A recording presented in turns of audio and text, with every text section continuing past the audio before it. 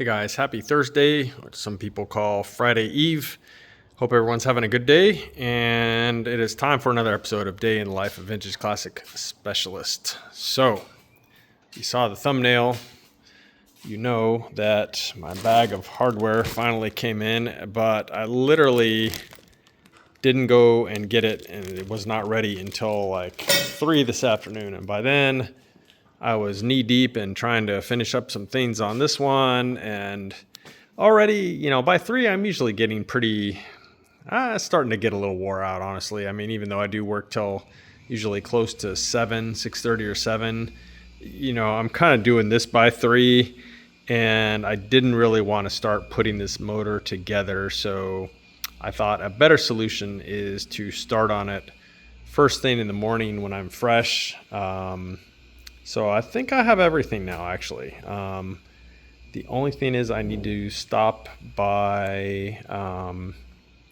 the auto parts store and pick up some ultra gray sealant, which I don't have for a few things on here, but I have what I need to put the short block together and all that good stuff. So we'll see, but yeah, I'll probably go ahead and start on this in the morning. So hopefully tomorrow, for real, by the time you guys see the video, we'll have a short block, or more ideally a long block, but we'll see. We'll see. I'm not gonna try and predict too much here. But yeah, I don't see any reason I can't at least get the short block together. I do have other projects I need to work on, namely, I need to get this one done. I think I've done about everything to it except I changed the oil. I need to fire it up, make sure it's running okay, sync the carbs, and I think that's actually it. So I'd like for him to be able to take it on Saturday, get it back to him so he can get back to enjoying his bitchin'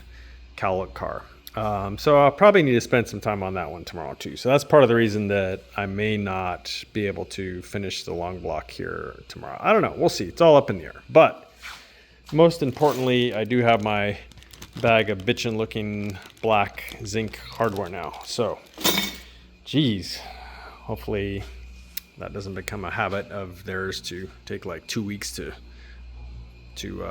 treat some hardware. Anyway, so yeah, other than picking that up, I also picked up the spindle assemblies today from Mr. Brian Roth over at Roth Vintage. So he's got the press and the tooling and everything to do link pins and king pins, so I just let him do it. I don't want to recreate all that tooling and stuff. We don't have a press, so happy to have Brian do it.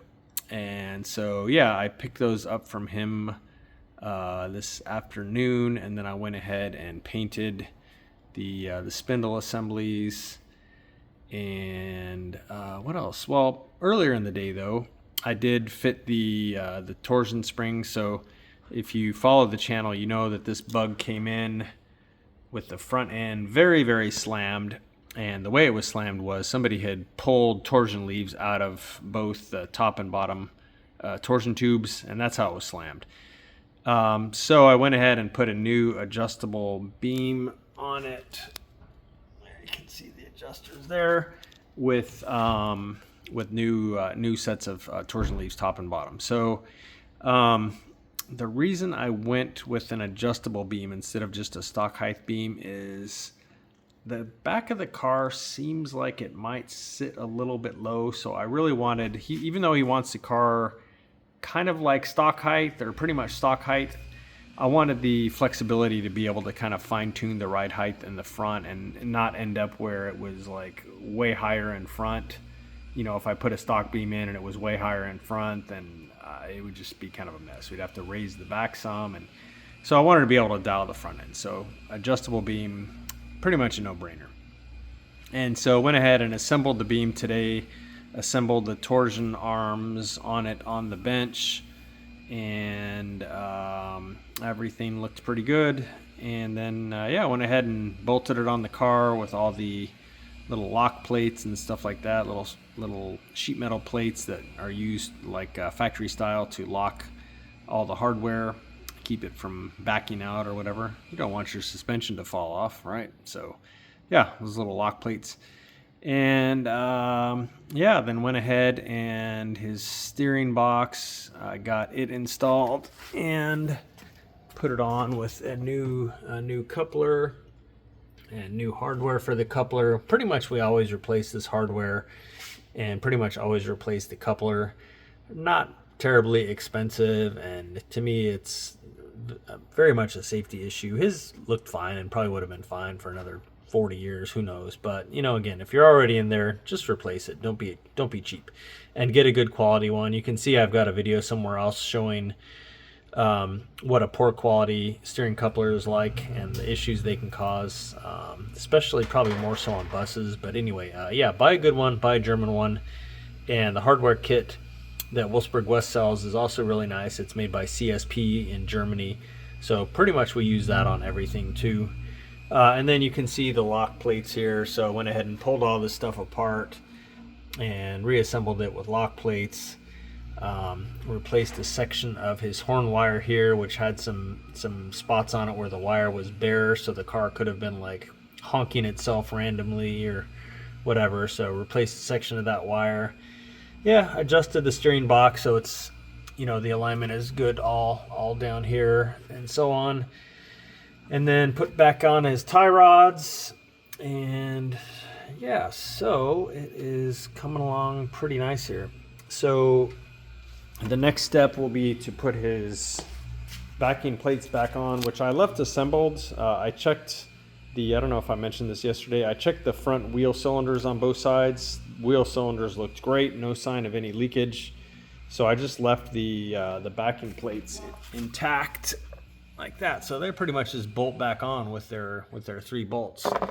So those will go back on, and then go ahead and put the drums and everything back on. And then probably, unless I can round up somebody to help me, because Jacob's going to be off tomorrow, I'll have to bleed the brakes on here, because of course I did disconnect the brake hoses and I'm replacing them because his were pretty crusty looking.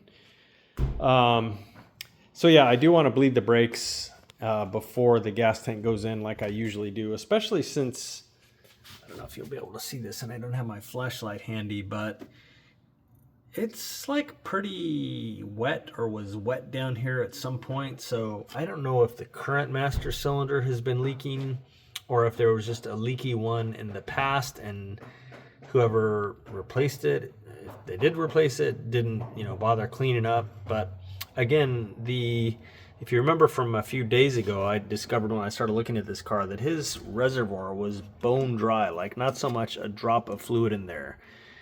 So that makes me suspect that this master cylinder is probably leaking.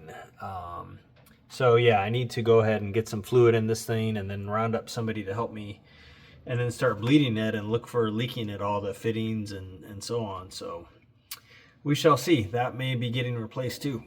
That would explain why the reservoir was empty if that's leaking. It would also explain why it's kind of wet down in there.